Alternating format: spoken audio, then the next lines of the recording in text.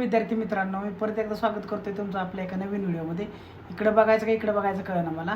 तर हा व्हिडिओ मी तुमच्यासाठी का बनवत आहे ते तुम्हाला सांगतो. पहिल्यांदा हा व्हिडिओ तुमच्यासाठी खूप इम्पॉर्टंट आहे. हा व्हिडिओ नक्की शेवटपर्यंत बघा. तर तुम्हाला असं सांगायचं होतं की 11वीची जी आपली ऑनलाईन ॲडमिशनची जी वेबसाईट आहे त्या वेबसाईटवरती खूप इम्पॉर्टंट अशी नोटीस प्रसिद्ध झालेली आहे. ती नोटीस तुम्ही लवकरात लवकर जाऊन उघडून बघा. त्याच्यामध्ये काय लिहिले आहे ते मी तुम्हाला इथं सांगत आहे.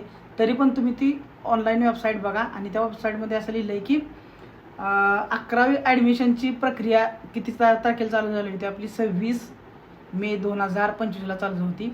3 जून 2025पर्यंत होती. आणि ॲक्च्युली या पिरियडमध्ये विद्यार्थ्यांना रजिस्ट्रेशन करून पार्ट 1 आणि पार्ट 2 कंप्लीट करायचा होता. तर आणि शेवटी फॉर्म हा लॉक करायचा होता. पण विद्यार्थ्यांनी काय केलेलं आहे, काही विद्यार्थ्यांनी रजिस्ट्रेशन केलेलं आहे, पार्ट 1 लॉक केलेला आहे, पण पार्ट 2 लॉक करायचा राहिलेला आहे.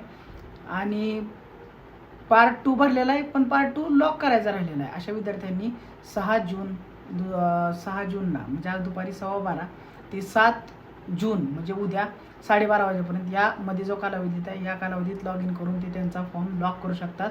किंवा ज्यांनी फॉर्म पार्ट 2 भरलेला नसेल तरी पण विद्यार्थी पार्ट 2 भरू शकतात. तर लक्षात घ्या, या वेळेत तुम्हाला फॉर्म भरायचा आहे. जे विद्यार्थ्यांनी पार्ट 2 भरायचा राहिलेला आहे ते पार्ट 2 भरू शकतात. आणि ज्या विद्यार्थ्यांनी पार्ट 2 भरलेला आहे पण लॉक करायचा झाला आहे ते विद्यार्थी पण तो फॉर्म लॉक करू शकतात. आणि त्यामुळे काय झालं असणार आहे की कदाचित तुमचं नाव जी आज प्रोव्हिजनल लिस्ट आलेली आहे त्या प्रोव्हिजनल लिस्टमध्ये तुमचं नाव आलेलं नसावं. तर ते येण्यासाठी काय करायचं तुम्हाला लक्षात आलं असावं. तर ज्या विद्यार्थ्यांनी फॉर्म लॉक केलेला नाही त्यांनी जाऊन फॉर्म लॉक करा. ज्यांनी अजून पार्ट 2 भरलेला नाही त्यांनी पार्ट 2 भरून फॉर्म लॉक करा.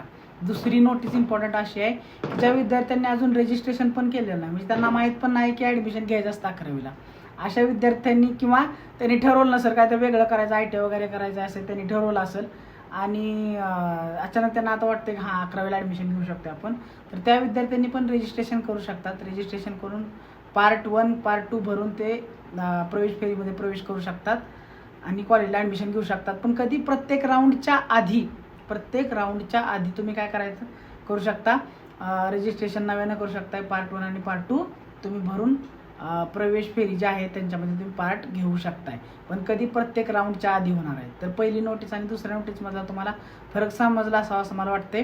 काय अडचण असेल तर मला कमेंट बॉक्समध्ये सांगा. आणि व्हिडिओ तुम्ही शेवटपर्यंत बघितला त्यामुळं सगळ्यांचा धन्यवाद. चॅनलला सबस्क्राईब करायला विसरू नका आणि व्हिडिओला लाईक करायला विसरू नका आणि व्हिडिओ सगळ्यांपर्यंत पोचवा.